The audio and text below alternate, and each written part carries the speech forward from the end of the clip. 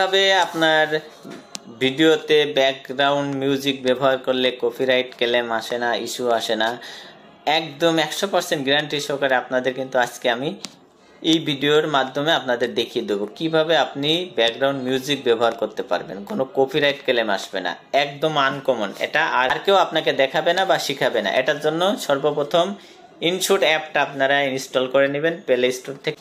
Open করার পরে ভিডিওতে ক্লিক করবেন, ভিডিওতে ক্লিক করে নিউ প্রজেক্ট আসবে, এই নিউ প্রজেক্টে ক্লিক করবেন। ক্লিক করে এখান থেকে যে কোনো একটা ভিডিও আপনি সিলেক্ট করে নেবেন। মনে করেন আমি সর্বপ্রথম এই ভিডিওটাই সিলেক্ট করলাম, এটার উপর ক্লিক করলাম। ক্লিক করলে এরকম একটা ইন্টারফেস আসবে। এখান থেকে আপনি যে অডিওতে আপনি ক্লিক করে কিন্তু আপনার সেই কাঙ্ক্ষিত মিউজিকটা প্রোফাইলটা আনতে হবে। এ দেখেন ভয়েসটা, এটা কিন্তু নাই।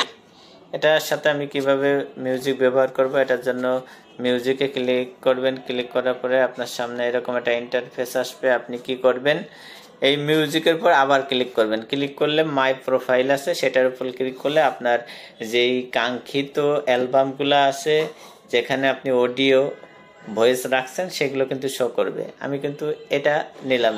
তারপরে ইউজের উপর ক্লিক করবেন। ক্লিক করার পর আপনার সামনে এরকম একটা ইন্টারফেস কিন্তু চলে আসবে। আপনি এটাকে কি করবেন, এটাকে কিন্তু আপনার অডিও সিলেক্ট করতে হবে। অডিও সিলেক্ট করার পরেই কিন্তু আপনার ভিডিওর সাথে এটা অ্যাডজাস্ট করে দিবেন। এ দেখেন আমি যদি তাহলে দেখা যাচ্ছে সাউন্ড কিন্তু বেশি। এই সাউন্ডটা কি করতে হবে, সর্বপ্রথম কমিয়ে আনতে হবে, সর্বোচ্চ কমিয়ে রাখবেন। সর্বোচ্চ আমি মনে করেন 9 দিলাম। 9 দিলে এখন দেখেন, শুনে দেখেন, এখন মোটামুটি সাউন্ড আমার ভিডিওর সাথে অ্যাডজাস্ট আছে, একটু কম বেশি। তারপরে কি করবেন কাজ, সেটা হচ্ছে আপনার এখন এটার উপর আপনার মিউজিকের উপর ক্লিক করবেন। ক্লিক করে দেওয়ার পরে আপনার ভয়েস চেঞ্জ করে দিবেন। আপনি যে মিউজিকটা নিছেন, এটা হয়তো অন্য কেউ করছে বা অন্য কারুর, সেটা আপনি কি করবেন, ভয়েস ইফেক্টের উপর ক্লিক করবেন। ক্লিক করে এটা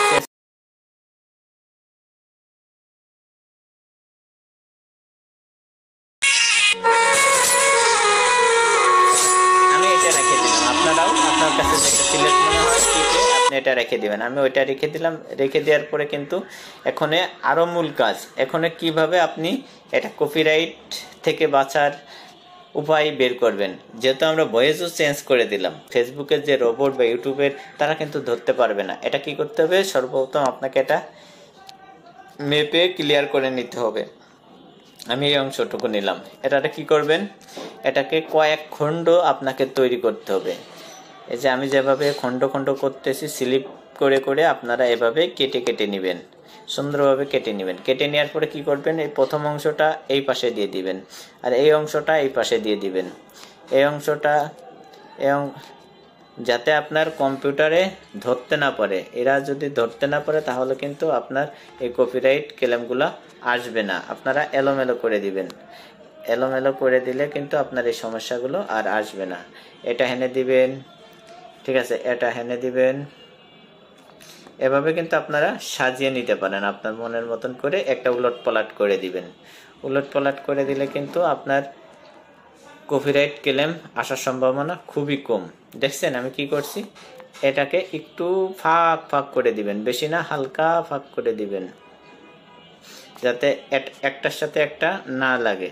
ঠিক আছে, প্রয়োজনে এই পাশতে আপনি হালকা ফাঁক করে দিবেন, এই পাশতেও হালকা ফাঁক করে দিবেন। আমি যেভাবে করতেছি আপনারাও কিন্তু এভাবে আপনাদের করতে হবে। তাহলে কি হবে, কম্পিউটারে যে আপনার সর্বোচ্চ আপনার 5 সেকেন্ড করে আপনি কেটে কেটে নিতে পারেন।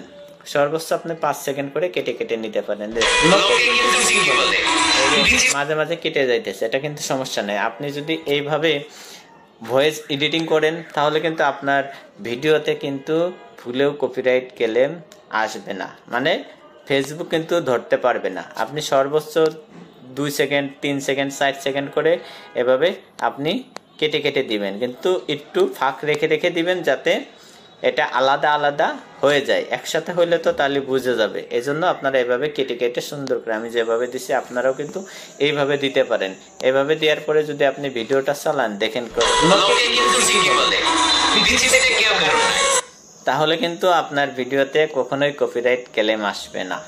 এভাবে কিন্তু আপনি যদি এডিটিং করে নেন, আপনি ফেসবুকে, ইউটিউবে অথবা আপনি ইনস্টাগ্রাম, টিকটকে যদি আপনার ভিডিও ছাড়েন, আপনার ভিডিওতে কপিরাইট ক্লেম বা ইস্যু আসবে না। অবশ্যই ভিডিওটা ভালো লাগলে শেয়ার করে দিবেন, যাতে অন্য কেউ দেখে উপকৃত হতে পারে। তারপরে কি করবেন, তারপরে এখানে যে ক্লিক করবেন, ক্লিক করে আপনার রেশিও যেটা হয় সেটাই আপনি মিল করে ভিডিওটা ডাউনলোড করে আপনি ইউটিউব বা ফেসবুকে আপনি ছেড়ে দেখতে পারেন। আশা করি আপনার ভিডিওতে কপিরাইট ক্লেম আসবে না।